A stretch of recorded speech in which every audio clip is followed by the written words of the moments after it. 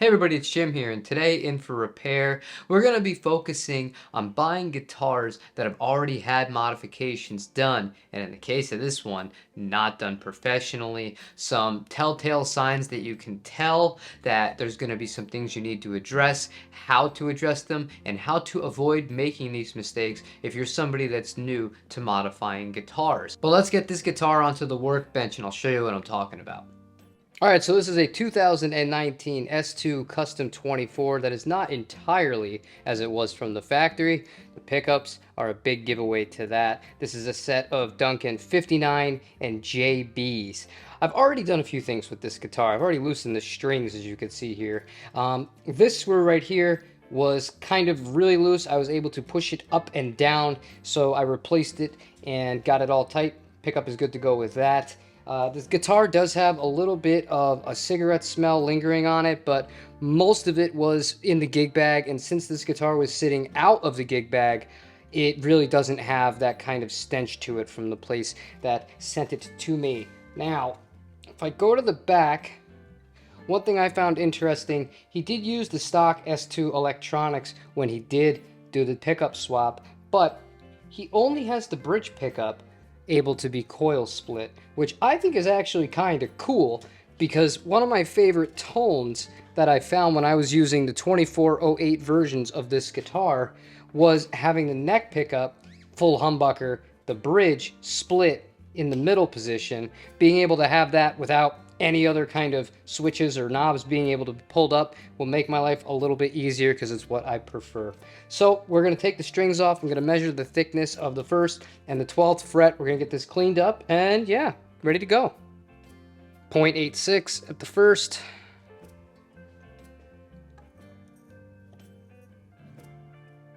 0.94 at the 12th fret. It has the pattern regular neck on it.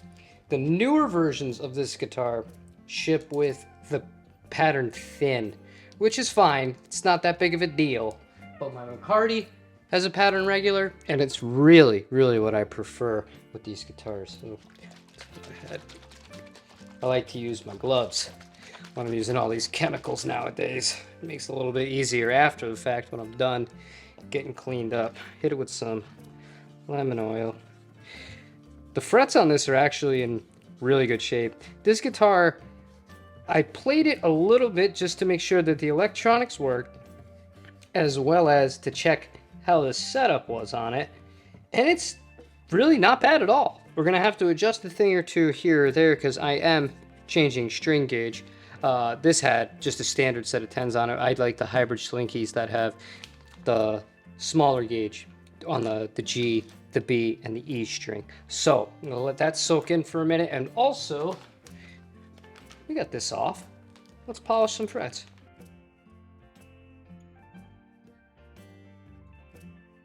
So I'm gonna go ahead and restring this up, and I'll see you in a minute. Now, I'll never be able to confirm this, but I do have a hunch. Part of the reason this guitar was traded in by the original owner after the modifications was because they weren't extremely happy with the sounds that were coming out of it, which was understandable for the two reasons that we're going to get into in the meat and potatoes of this video. So, I showed you the picture of how the neck pickup specifically was actually really close to the strings, and that has to do with not using the right parts when he was doing the installation. The screw was too short actually mounting the pickup in to the actual bracket here, not being able to pull it down enough so that the bridge could recess further into the body and be further away from the strings. When the pickup is too close to the strings, especially on the bass side, it's just a really huge kind of really muddy sound. It's not ideal. You definitely want to have some space in there. So when you're doing installations like this, if you're not familiar with it, make sure that you are going to use the right gear to do it. There are several different kinds of screws and different lengths. Some of them are meant for some pickups, some are meant for the other. Notice the one on the left here is a little bit smaller. The one on the right is a bit bigger. I opted for the bigger ones in this guitar, and I opted for the correct length of spring to case it in. That's going to be very important when you're actually wanting to make adjustments. The last thing you want to do is use incorrect set of the spring and the screw. Otherwise, you're going to run into the problem that we ran into. You loosen it enough to be able to actually have the pickup in the position that it's supposed to be. It's going to fall out of the bracket. The screw is, and then you got to take the strings off and you got to start all over from scratch and hope you have the right parts. But once you've done that and you have everything correctly installed, you want to use this guy. I know, it's a ruler. You can either do it in metric or you can do it in imperial. I actually work on so many Japanese guitars that I prefer metric. What you want to do is, after everything is in and in properly, you're going to depress one of the higher up frets here down. You're going to take this, you're going to measure it in the middle of the pickup on the bass side first. I have this set to 2 millimeters, which is pretty close to what Paul Reed Smith recommends. And then you're going to do the same exact thing on the treble side. I like to have it a little bit higher, and that's also what Paul Reed Smith in particular recommend. This is at 2.3 millimeters. Do the same exact process for the bridge.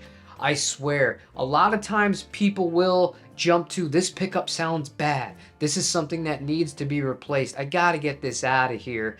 And really, something like adjusting the height on the pickup itself could be all you really need to be happy with the sounds of the ones you already have in your guitar.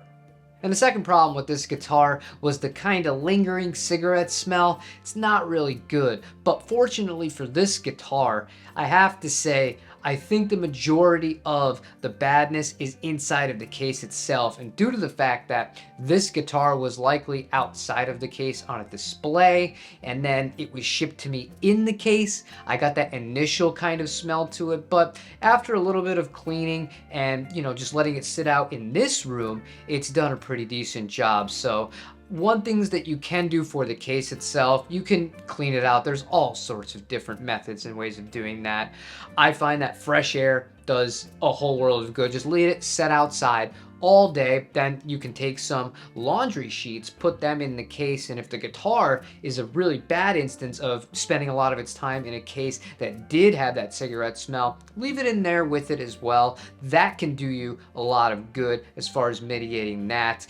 If the guitar itself does have that stench, you want to clean every single cavity out in the guitar, and ideally you want to be able to leave the thing outside, which can lead to other problems such as the color fading out, and this is a whale blue PRS. But I mean, what would you rather have? A little bit of a color fade, or would you rather have that smell? I don't know. I guess that's up to preference at that point. But if you're fortunate enough to have either a 3 Seasons room or a lanai or something like that, where maybe you're not getting as much direct sunlight on the instrument, but it's still being, fed some fresh air, I'd go that route if you want to be more conservative. So if you do have a guitar that you're not entirely satisfied with the sounds that are coming out of it when it's plugged into your amplifier, I would highly recommend going to the manufacturer's website and checking out their recommended settings for the height as far as the pickups themselves. Play around with it. They're a really good guideline. I'm not dead on with what Paul Reed Smith recommends, but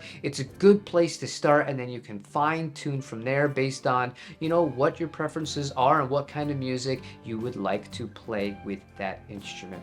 However, that's pretty much all we have today. I know there was no playing. We'll have a full demo on this, as well as a kind of conversation and a brief comparison between this S2 PRS and the Core McCarty.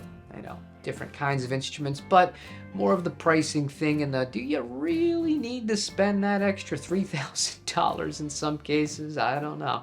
It'll be a fun one, I promise. But I hope you all have a wonderful rest of your day. Thank you again for all of your continued support. I apologize for this video coming out a little bit late. Last thing I wanted to show you, AC, my dog, ate my memory card. So we are doing this with a severe backup. I gotta run out in the holiday season and go pick up a new one. But first world problems, my friends. But that's enough rambling. I'll see you on the next one. Take it easy.